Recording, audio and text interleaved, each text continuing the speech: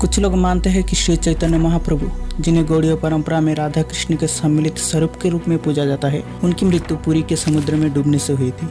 और कुछ कहते हैं कि उस समय के मंदिर के पुजारियों, जिन्हें पांडा कहा जाता है, उन्होंने एक षड्यंत्र के तहत उनकी हत्या कर दी थी। क्योंकि श्री चैतन्य महाप्रभु का प्रभाव इतना व्यापक हो गया था कि लोग भगवान जगन्नाथ के दर्शन से ज़्यादा उनके दर्शन के लिए लालायित रहते थे। लेकिन चैतन्य महाप्रभु के अनुगामी वैष्णव संप्रदाय की मान्यता इन सभी बातों से बिल्कुल अलग है।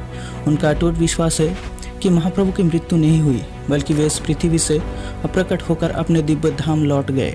और अगर कोई व्यक्ति चैतन्य महाप्रभु के जीवन और उनके चरित्र को सच में गहराई से पढ़ते हैं, तो वह उनकी भगवत्ता को खुद अनुभव कर सकता है। श्री नरहरि सरकार, जो न सिर्फ महाप्रभु के परम भक्त थे, बल्कि उनके इस अप्रकट लीला के साक्षी भी थे, उन्होंने अपने लिखे कर्चा में उल्लेख किया है कि महाप्रभु पुरी के टोटा गोपीनाथ मंदिर की गोपीनाथ विग्रह में ही विलीन हो गए थे।